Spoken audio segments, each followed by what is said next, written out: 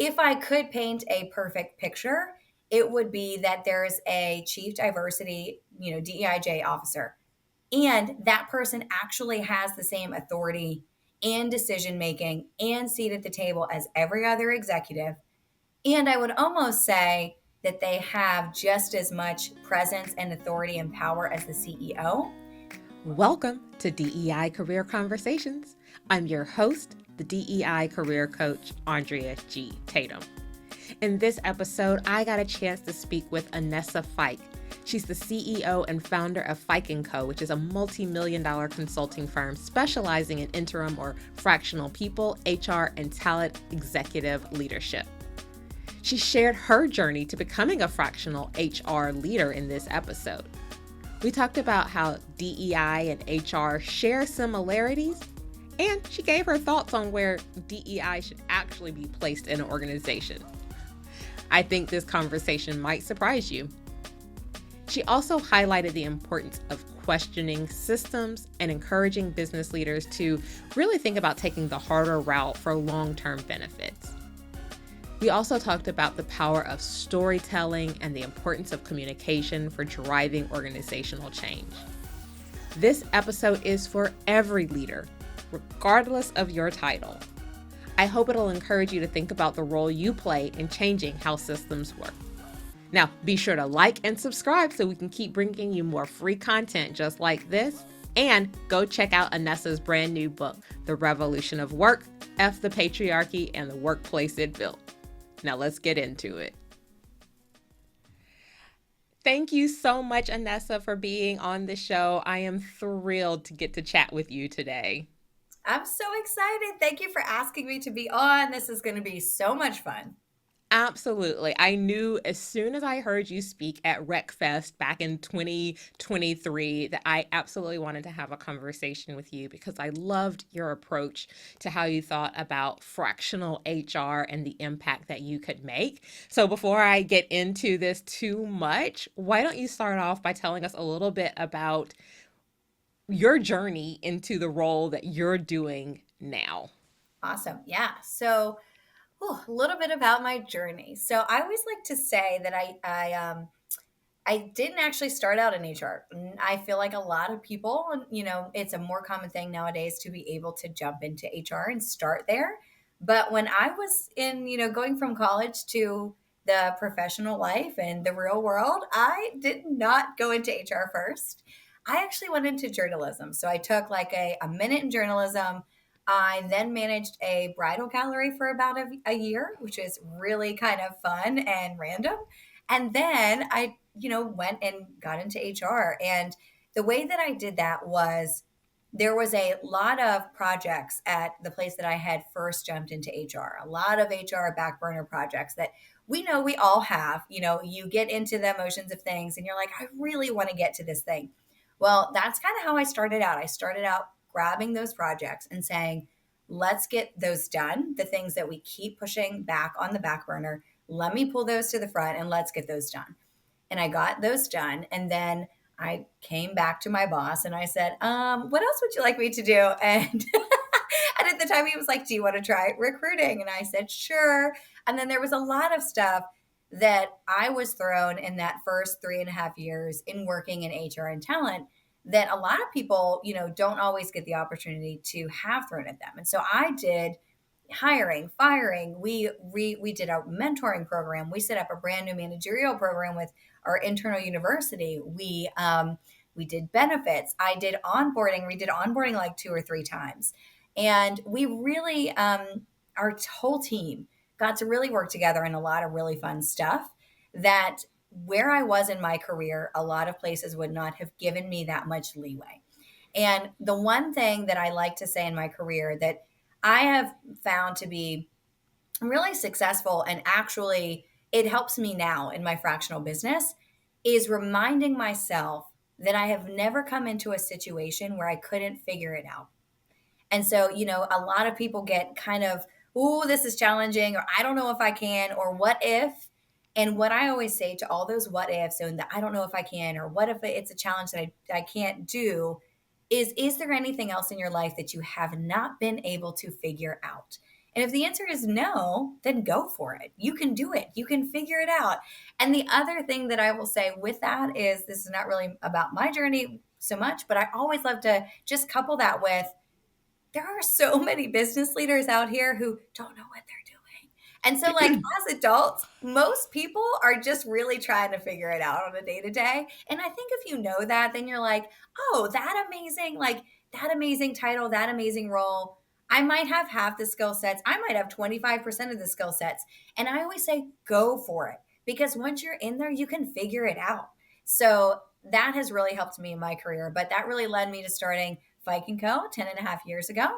And it is a fractional people and talent leadership firm. I started out as a solopreneur and now have a team. And it will be 11 years that we will have been in business in July of this year. And so it has just been super fun. We've worked with 120 organizations, actually more than 120 organizations in 30 plus countries. So we've seen quite a bit. Wow. Wow. Yeah. I mean, I can't even imagine with the 30 countries having that global aspect. It's such an additional piece of the puzzle. So I want to understand more. Can you just break down for me a little bit of like what is fractional? I think that's something, a Yeah. lot of people may not be as familiar with. Like what does it mean to be a fractional HR leader? Yeah. So I get asked this question a lot, actually. And people also often ask me if I started out knowing that it was fractional. And the answer is no, I did not know it was fractional, mostly because we didn't call it that then, right? Like we called it interim, we called it consulting. It was like a little bit of all these things, like an amalgamation of things. And fractional is the way that I describe it is it's a little bit of several things. And here's what I mean by that. You typically have advisors, right? And advisors to a company do all strategic work. The advisors are not doing any operational work. Then you have consultants, and your typical consultants, and this is like consultants coming in, or it might be consultants like from your large consulting houses, are really going to focus on what is a problem that we're trying to solve, and they're going to operationalize fixing that problem. So they're really focused on the operation side. They may lend some strategy, some recommendations, but a lot of times it's like, okay, here's the problem, and we really need you to fix it, right? That's why they bring consultants in. Fractional kind of splits both of those. And with fractional, you not only are a strategic leader, but you're also doing the operational side as well. You're in the trenches when you need to be. And the best way to describe fractional is you get the same expertise as a full time people or talent leader, but you get them for a fraction of the price and a fraction of the time. So, fraction of the price trips a lot of people up. They think, oh my gosh, well, then, like, how does that work? The reason that it actually works out to a fraction of the price is twofold. One, you don't have to pay the overhead of the benefits and all of the other things that we know come into play. And that can equal sometimes $30,000 per person, sometimes $60,000 or $70,000 per person, per employee, per company, and even north of that. The other piece of that is you're actually saving money when you bring a fractional executive in because a lot of fractional execs like us have seen a lot of things. We will stop you from going down a really detrimental and costly path much earlier on so that you don't have to spend that money or lose that money. So we're actually saving you money. And so that's sort of the cost savings in hiring a fractional person. And then I will say some people often ask too, what's the difference between like freelance, like they throw in freelance as well. To me, freelance is also for a very specific creative or technical skill set. So it's like a UX designer that's freelance, or a graphic designer freelance, or a software engineer freelance, right? So something in the technical or creative field that typically is an individual contributor, but very focused on, a certain project or skill set. Perfect. Okay, awesome. So with that, now that we have a little bit more clarity on Yes. what that is and what your organization does, the reason I really wanted to have this conversation was because I want to understand better, like, what are some of the key areas that you do focus on Yeah. in that role? I will say the number one thing that we really focus on, if you really, really boil it down, is fractional execs and us in particular. This may or may not be because of my personality as well, but we push leaders. Honestly, Mm, that's kind of what a lot of fractional leaders do is we push full-time leaders. We just happen to do it on the people side or the talent side or the DEI, J side. And so for me, it really is coming in and saying, what are all the parts? Okay, I've got kind of the lay of the land. I've got this, right? What do we need to solve? What is most pressing? What's going to be most impactful? Let's get that done. And then along the way, we're able to push leaders a little bit sooner, a little bit harder, and a little bit more kind of like forcefully sometimes to say that's not the right thing. And so, for me, fractional does actually have more of an impact in organizations because we are able to push a little bit harder. And there are a lot of full time people out there, myself included earlier in my career, where you may not feel safe to speak up. You may not feel like you have the ability or you're in a spot of privilege to be able to say, you know what, that's not the right thing or that's not the way to go. And in fractional, that's just something that most leaders anticipate comes with a fractional expert. Absolutely. I see that even on as the consultant coming into organizations, you can, like you said, push those Yes. leaders a little bit harder. There's less risk, Hmm. from a full-time employee's perspective. Like you said, they may not have that psychological safety. They Yeah. may have concern. They're like, I've got to put food on the Right. table. I need Right. this job. I want to push. But there is risk that Yeah. comes with that if there's not an environment that's been created that allows for those voices to be heard, to be acknowledged. So I Yeah. love that. And I think, clearly we're speaking a similar language. So you're talking about fractional HR, you're talking about pushing leaders. I'm obviously working specifically on DEI, and I heard you mention like that can be a part of it. So obviously, HR and DEI are very closely Yeah. intertwined. There's a lot of conversation around where DEI lives. Does it Yes. belong under HR? Does it belong under there? Love to hear your thoughts a little bit about like where does DEI fit, especially as someone who has a deep background in HR. Yeah, so I mean, you'll hear so many different perspectives on this, right? And that's kind of the fun of it. To me, I'm not one of those people that's going to say it always should be here or it can't ever sit here. And the reason why is because it really depends on who the players are and who are the leaders, what is their leadership style, where have they also worked, what have they also done. And for me, if I'm coming into an organization, I'll be honest, where I want to put DEIJ is the place where it has the most impact and authority.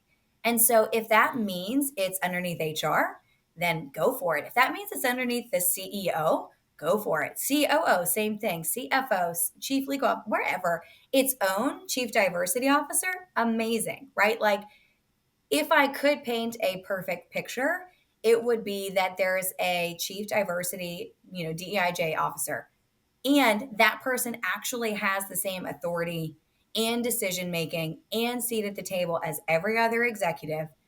And I would almost say that they have just as much presence and authority and power as the CEO. And that's what I would really like to see. That's where I'd like to see a lot of organizations get to. But for me, where it stands right now in the world, it's kind of wherever is the most impactful. And I have had, places where it's been separated from HR and it's worked really well. I have seen places where it's been separated from HR and it's worked really horribly because that leader didn't push enough, and it's like the HR leader could have pushed more. And so that's where it really falls for me is like, what are the leaders? What is their experience? How much are they able to make an impact in the organization? And sometimes actually have the CEO or COO's ear. And then where can we have it land where it makes the most impact for the most people? That's the key word. And I mean, Yeah. what it all boils down for me, I agree so much, is impact. Where can we make the impact? And I think that is where DEI differs from HR, is that you're really involved in so many different aspects of the Yeah. business. It, And you should be, right? And a lot of yeah, businesses don't realize that, but it should be in everything, right? everything. Like Everything. I think my thing is like DEI is just overarching. HR is a lever to pull. Yeah. Your So it's like recruiting and all finance that. and procurement, your vendors, like it All of actually is in every single like department and function. Yeah. That's my that's the takeaway. That's it. We're done. But no, And we're like done. so. Yeah. So in that reality, right? You talk about all the different places that it can be, and that reality that HR is a lever to pull. Yeah. So if I'm the DEI person and you're coming in as a fractional HR leader, what's the relationship that we get to Mhm. have so that you can help make that impact? Where can HR really help to make the greatest impact in terms of DEI, and how do you help leaders to do that? Yeah. So, what I've found to be successful is that a lot of DEI leaders that may not have come up in HR, right? Maybe they don't have the HR background or the talent background. Sometimes there is a missing dynamic of understanding how it all connects, right? Because it all does Mm, connect. Even when we talk about procurement and finance and marketing vendors and PR, like whoever we're working with in all these functions of the business, sometimes the dots aren't as easily connected for other people. And I think because we're in a people function, we sometimes see those dots connect before others do because it's people, right? And so, where I like to start is, where do you see it? Where is it now? Where would you like it to get to, right? What are your goals? What does that look like? And then I talk about, okay, great. So here are all the ways like these are connected. Here's how these things are connected. Like this, if we can get this right, this will impact this, and then this will impact this, right? So all of the just connections that happen naturally in a business because it should be so connected. Then I start to work with them on where, like, back to the impact piece, where can we make the most impact quickest for the most people? Because what I also find is that, especially when it's CEOs and COOs, they really will start to invest money and resources if you get a couple of quick wins in like early. And it's kind of like if you are able to do that and they're able to see it with their own eyes and understand it, then they'll be like, oh, well, yeah, we saw that was great. Okay, great. Now give us some more money and resources so we can go do more things, right? And so it's really trying to create that partnership together with that person to find wins, not only for, that person and myself, but also for the organization to then say, okay, great. Now trust us more, give us more resources, give us more money so we can make more impact. what's an example of a quick win that you can share or talk a little bit about that you feel like was really impactful and Yeah. led to like yes and then you're like, because that's Yeah. always my thing. It's like yes and Yes. yes we did this and And we were then able to do this. Yeah. I would say like one of the things that has worked at actually a few places is listening sessions. It's such an easy dynamic to put in place. It doesn't take a lot of logistics and pulling things together.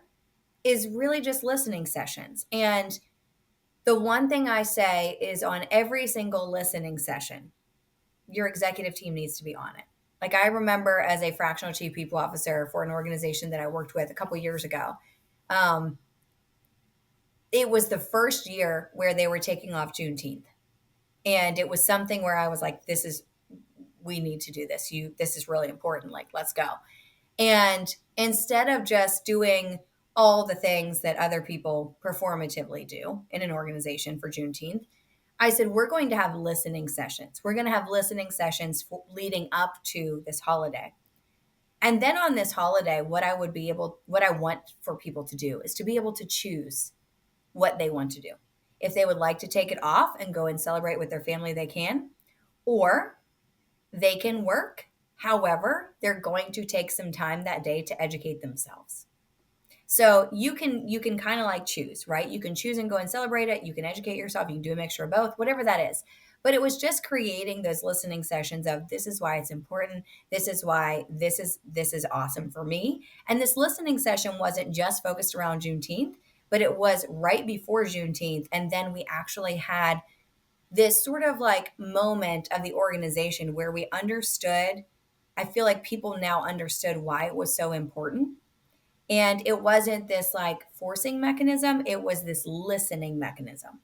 And because we had started it 6 months ahead of time, January, I think it was like December, January when we started it, we had lots of conversations about lots of different groups of humans, right? We had LGBTQIA conversations about what are we going to do for Pride in June too, right? Like, and how are we going to have this beautiful intersectionality between Juneteenth and Pride, right? And we were able in those listening sessions to create this wonderful kind of like woven intersectionality between the members of our teams to then understand and to break down these monoliths that I think we sometimes put up in society, right? And it was just a really easy thing to implement. Throw some time on a calendar and tell everybody to go, like your executive team included. Like, sorry, exec team, but it's mandatory. You got to be there. Gotta be And there. and really, like for the first three, I remember saying, none of you are able to talk. Like you are literally just here to listen. I don't want to hear a peep from any of you, right? Like none of you talk. To be fair, they were all white people, but I'm also like, none of you talk. Okay. You need to listen. And so then once they listened for a couple of sessions, then they felt comfortable to start to ask questions. And their vulnerability showed other people that they could be vulnerable and ask other questions. And then it just kind of created this really human dynamic that you saw team members bonding over and the organization getting stronger for. What you just kind of laid out there is something that I see a lot of.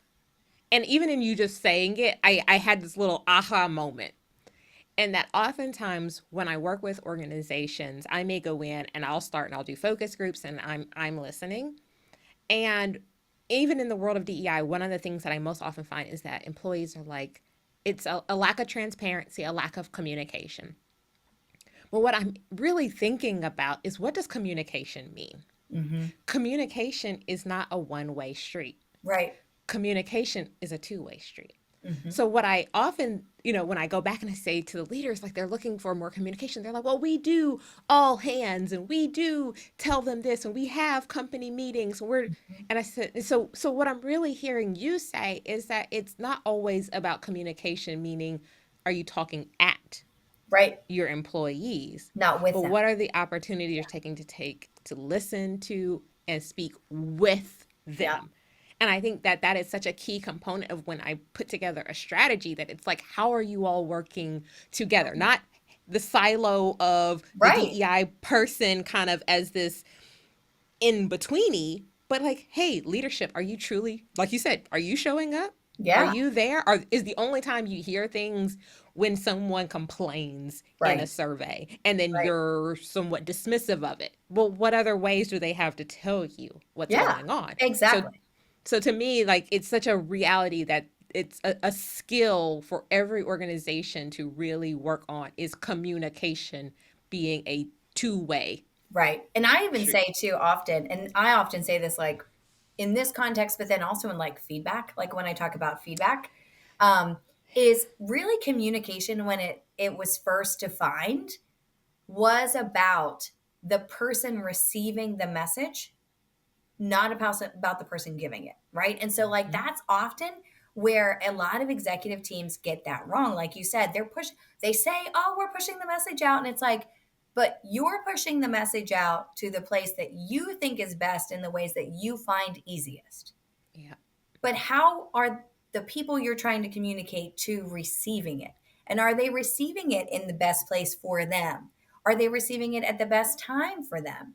In the best words for them, right? Like, and I think that like in society as a whole, overall, I think we really miss a lot of pieces of communication Mm-hmm. because it really is about the receiver. And then also, like you said, that two way, it's a conversation. It's not just a megaphone going blah, blah, blah, blah, blah, blah, blah, right? Like, that's not communication. That's just called yelling, you know? So, yeah. Yeah.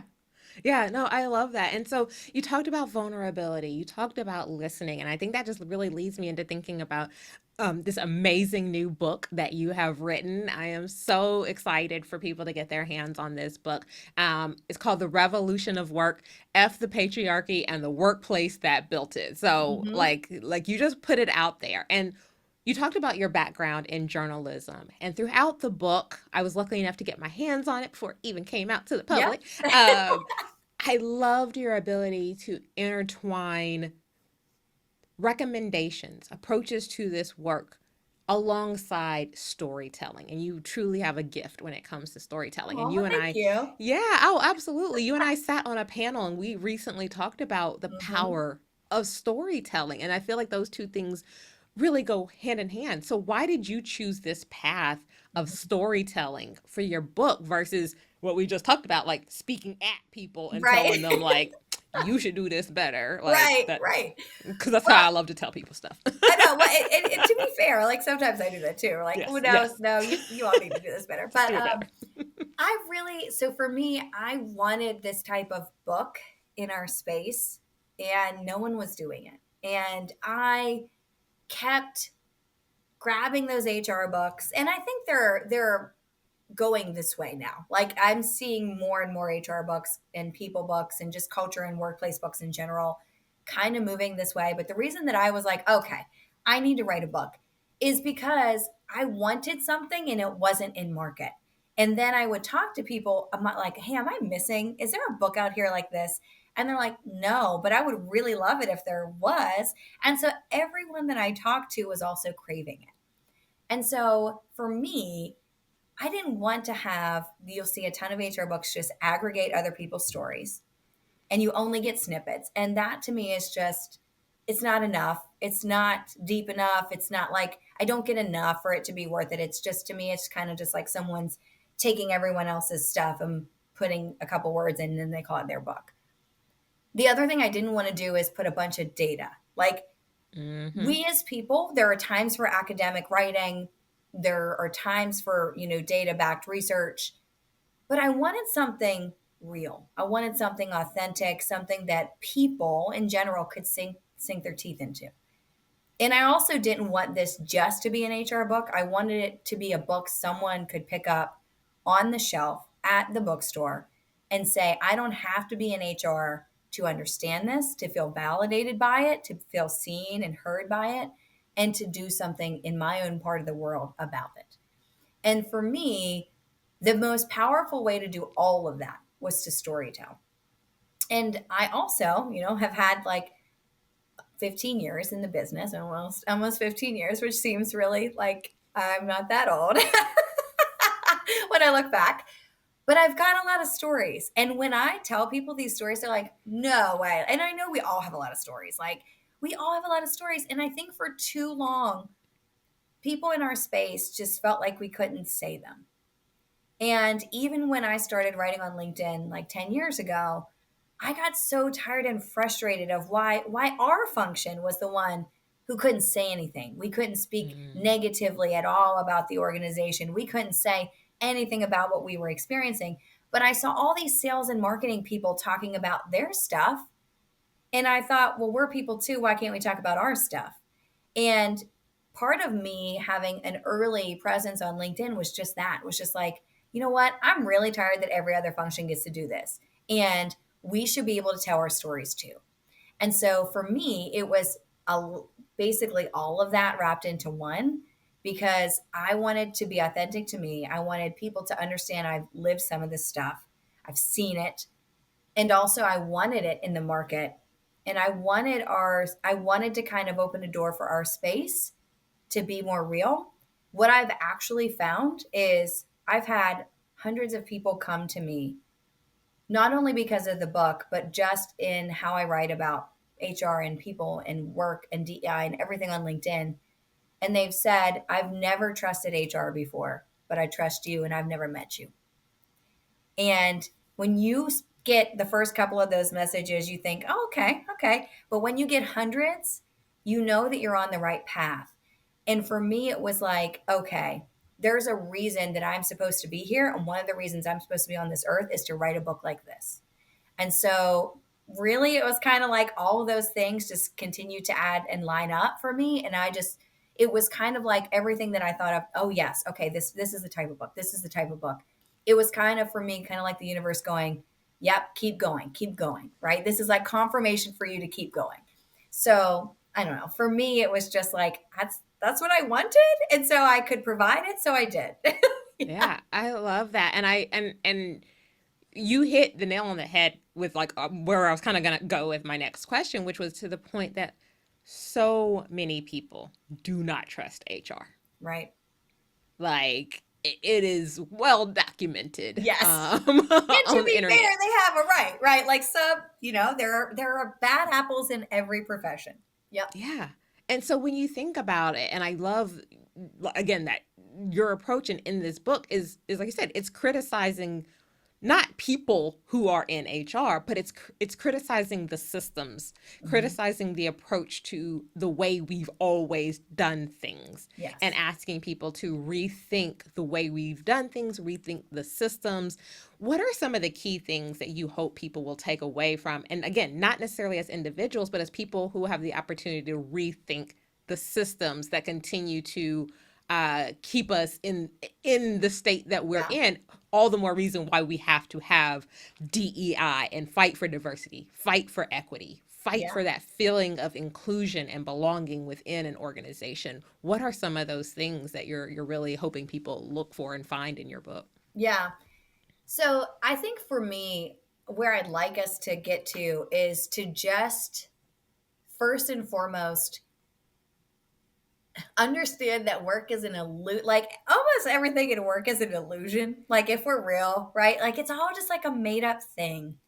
And when we realize that, like it's man made, then I think it's easier for some people to think about doing it differently, Mm, right? And so for me, as I was thinking through, the subtitle of the book came later because I was like, I want to do the revolution where I want to talk about my experiences. And I just like got a bunch of stuff on paper, right? I just got a bunch of stuff on paper, my experiences, what I wanted to write about. And then I took an afternoon and I like read through everything that I wrote and I was like, what's my common thread? Right? Like, yes, of mm, course it's the revolution of work, but what's the common thread? And if you start to think about why things are in place, questioning why we do these things, it does always circle back to the system and the patriarchy every single time. And that became my through line throughout all of it, like very quickly. And then once that became my through line, and I think a lot of people experience the same thing in book writing, but it was like, okay, now I see how the book is supposed to go. Where every before it was kind of like, okay, I'm just throwing stuff together. I don't know where it's going to land. But then once I was like, oh yeah, everything on this list is because of the patriarchy and the systems that they put in place, right? That it put in place. Once I was able to do that, I went, oh yeah, and here's how this should go. Like it was like immediately in my brain, it just clicked.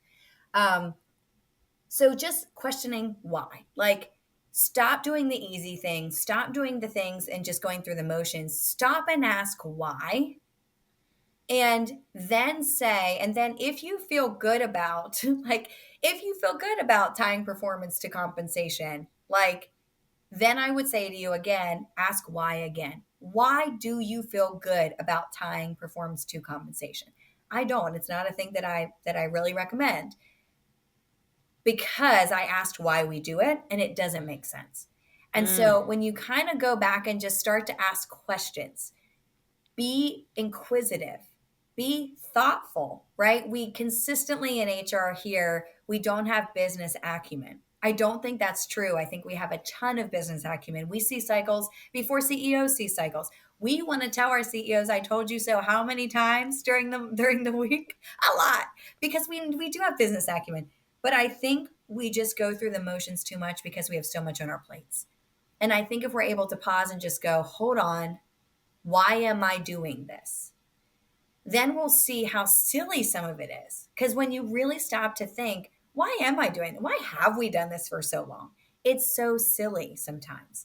So that's the first thing I would say is just kind of like coming up from air and looking around and saying why. The second thing I would say is you actually have immense power, like we talked about with like HR and DI. If you are someone in an organization where people trust you, you provide them psychological safety, you have an immense power to change that organization. And so for me, it may be the harder road. It may take you a little while longer. But my second ask is that you choose the harder right road. And that's kind of, I think, what again, because we have so many things on our plate and we've had more and more things continually added to it over the last couple of years, I think sometimes we just want to do the easiest thing to get it done. But what that does, and I've experienced this, I think all of us have probably experienced this, is because we do the thing that's easiest to get it done in that moment, it actually adds 10 more things to our list in a month or two or three. And if we took a minute, did the right thing and changed it that time, we would actually take things off of our list in months to come. So I think it's just really thinking about it from that holistic landscape of, why am I doing it? Does it make sense? And is there a way that I can do this right now so that I can save my organization and the people and myself time and headache later? Yeah. So I'm going to throw something at you because I love Yeah. everything you said, but here's Yeah. what I assume that happens in that, right? So here you are kind of in that role, and maybe you're not the CHRO, but you're the person raising your hand and going, why, why, Hmm. why, Yeah. why, why, Yeah. why, why? And I'm the woman, and I'm the woman of color, and I'm going, Right. why, why, Why? why? Right. So to me, it's like the question I most often get from employees then is, well, how do we get our leaders to listen? Right? We go back to that, to listen to us and to create space for that. So as a fractional HR leader, if you had this discovery or someone is coming to you in those listening sessions or in your data and you're saying, Mhm. hey, this is a thing that we could solve, but it may take more time. It's Yeah. not the way you've always done it. And the CEO or whoever is the leader goes, hey, but the bottom line, hey, but time, Mhm. hey, but product launch, hey, but all these things and Yeah. reasons why they can't. I would love to hear from you your approach, just a little sample of a conversation that you have had or would have with a CEO to be able to showcase how taking that step back, taking that breath actually is beneficial to them. Yeah. So I normally come at this two different ways. So I try to understand the CEO's thought process, I guess, like way they process information, if that makes sense. I'm sure there's a better word for that, but like the way they process Yeah. information. Some CEOs process information by taking time away to themselves and coming back to you. Some process information by asking questions and debating with you. Some process by yelling at you and seeing if you'll yell back, like legit, right? Like, that's not Yeah. my favorite, but it happens. And some are very quiet and they marinate on it for a really long time, right? Like, so you have to kind of know for first, where I've been the most successful is knowing how that person processes information. But what I typically tend to come back to is a story. And the storytelling piece is really, really key here. If I know the person has a fair amount of emotional intelligence and they want to get better and they're working on some things in themselves that they feel they need to work on, which in itself, those things are rare, right? Yeah. But even with that, I still have to come back and say, like, what if this and this and this? I just had a conversation this week about reference checks and why reference checks, this leader wanted to do reference checks and there hadn't been at any other place that didn't have reference checks. And sometimes you're asking pointed questions. What is it that you're looking to get in a reference check that you don't feel like you would get in an interview? Yes. Okay. Have you seen the data on reference checks compounding biases in the process? No, I haven't. Okay, let's talk through that. Let me send you some information and then I'd love to hear what you think about it, right? Then coming back to them with like here's a story, right? What if so and so, and you can just like make up a story. So sometimes that works if they're less emotional intelligent and they really aren't trying to work on themselves and they aren't creating psychological safety in the organization. They're not being vulnerable at all, which is what we tend to encounter most in the world, unfortunately. I will honestly try to say, okay, I'm going to need you to step through something with me for like 5 to 10 minutes. And I ask the CEO and I'm like, I want you to put your phone over here. I don't want you to look at Slack. I don't want you to look at email. I need 10 minutes with you. If it's a really important, impactful thing, which most of the time it is, I'll say, I need your undivided 10 minutes to just listen to me. And I'll say, you can say whatever you want to me at the end of 10 minutes, but for 10 minutes, I need you to be silent and just listen. And they're like, okay. So then I say, whether it's a story, whether it's data, whether it's an experience I've had, whether it's whatever that is, just setting the expectation of saying, I need 10 minutes of you listening. Sometimes that's enough for them to hear you. And what I have found in those specific instances is that, by the way, not all CEOs can do that. Number one, they can't stay silent for 10 minutes. Nope. And when they can't, I say, think about why that is.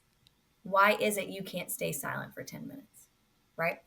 You're actually helping them work on their own EQ and their own internal stuff while you're doing this. So it's kind of like a 2-for-1. But if they are able to be silent for 10 minutes, I come back around to them and then I say, okay, I'm going to pause. I would like you to process that.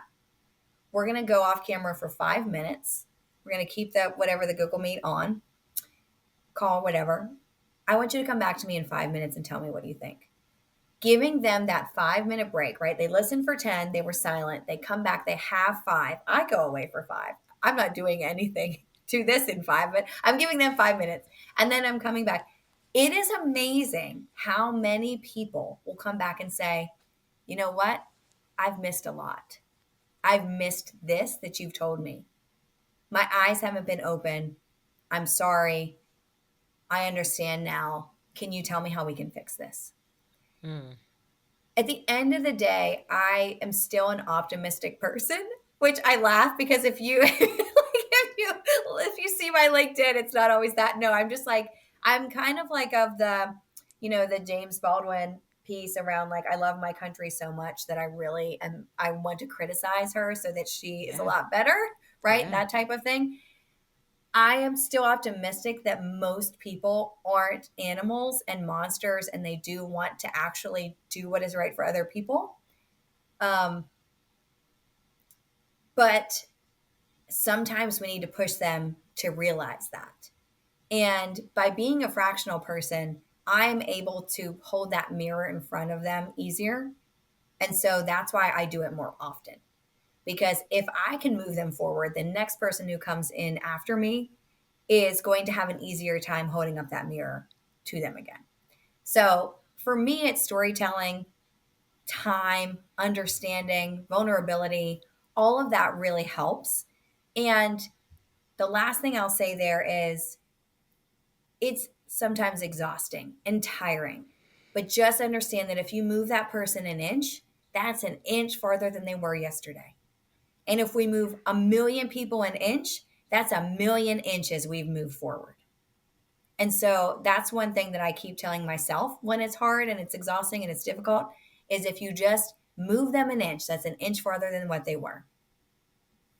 Celebrate the wins, all of Right. them, big and small. That's my Right. thing. I am a huge advocate because otherwise you will feel like Oh, nothing yeah. is happening. Right. If all you are measuring by is monumental change, Yes. the exhaustion will Yes. wear on you. You have to celebrate. And I think I say it almost in every single episode. You have to celebrate. Yeah. But in order to celebrate, you have to identify the Yes. wins. You have to be willing to say, like, And take the time to, like you said, to celebrate, which I don't yeah, I don't do enough. And I know this about myself. I'm like, great, on to the next thing. And I'm like, same, stop, celebrate your same. celebrate the wins. Yes. Because just like we're CEOs and just like the Right. CEOs we're talking about, we're moving We're at a moving. certain pace. Right. And so we have to take a moment to be intentional and identify our wins and Right. celebrate them and document them and think about how do we implement in other places. So Right. Oh, Anessa, this has been so amazing. I So love this fun. conversation. I would love to ask you, as we wrap up, in addition to your new book, are Yes. there any other recommendations or resources that you would recommend to HR leaders, CEOs, Yes. aspiring DEI leaders, books, podcasts, any of the things? Lots. I have lots. I'm probably going to forget half the names, but I'm going to try it. I'm going to go for it. Okay. First things first, if you haven't seen Origin by Ava DuVernay, please go see it Oh immediately. my God. Take everyone you know, go see it 2 or 3 times. Actually, for some of my book signings, since I've seen Origin, what I'm pivoting to is um, including seeing Origin, buying out a theater, seeing Origin, and then doing a signed book signing after that. Um, a signed book signing, but a book signing after that. And then so that way people can really, really kind of expand their mind and then continue to do work on that.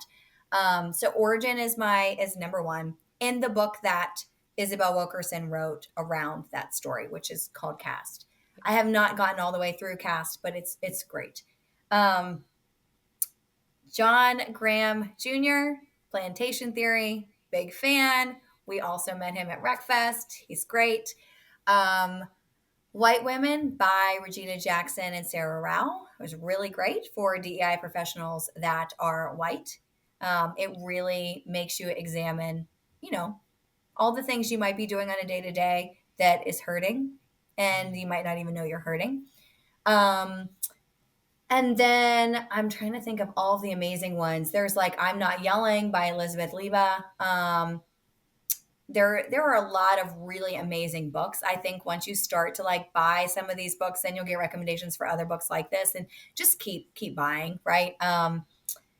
And I would say, there's if for me, at least this is me, if I'm not reading or buying or seeing a movie or doing something every week that's expanding my mind to something I didn't know, I don't feel like I'm growing as a human.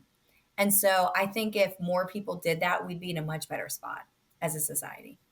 Yes. The power of storytelling. It always Right. it, it Right. always comes right back down to that. Yeah, my bookshelf is getting a little bit out of control. And Yes. this is Wait, like and you have one Lily of Zhang with DEI yes. Deconstructed. Oh Lily yeah. is I great. Yeah. I just got the new book about called Legacy, about the history of medicine and all of the wrongs there. So Yes. yes, I'm right there with you reading Yeah, my to be read books stack is and too high. Like same, I'm same. working Like on it. I'm like looking at all the different piles of books Yes. that I even have in my Oh yeah. office and throughout my house. Same.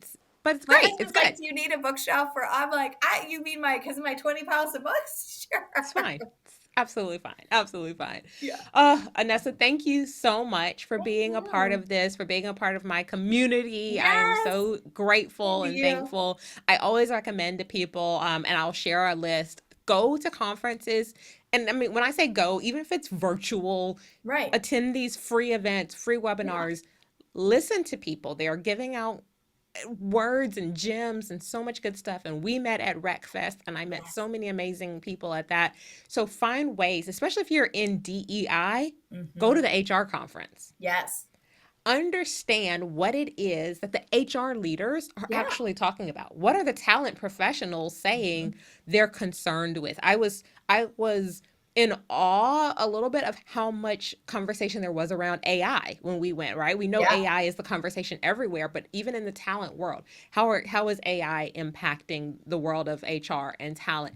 And listen and go to the engineering conference if you work in Hmm. tech. Go to all of the conferences and listen. What are leaders Hmm. worried about? So Yeah. that you're not just helping solve issues around DEI, you're helping to solve the business problems Right. through the lens of all of these different levers that we can pull. That's my little addition to Love that. that. Well, thank you so much for having me. This is amazing. And I am also so honored and grateful to be in a community with you as well. Thank you. Thank you. I hope you enjoyed this episode of DEI Career Conversations. Don't forget to like, subscribe, and hit the bell so that you know as soon as new episodes are live. Also, if you'd like to learn more about our brand new program, be sure to check out the links below or visit DEIcareer.com and look at our courses. This new course is so exciting because not only are we going to help support you as a job seeker thinking about pivoting your passion into a career into DEI, but we're also going to make sure that you have the tools and resources you need in order to learn how to create data-informed strategies for DEI, how to create metrics, how to make sure that you know how to do the work of DEI by getting unprecedented insights from DEI professionals who are doing this work day in and day out. So I'm so excited about it. I hope that you'll join us. We have monthly community connection calls for anyone who's a part of the program, and you can learn more about it all at deicareer.com.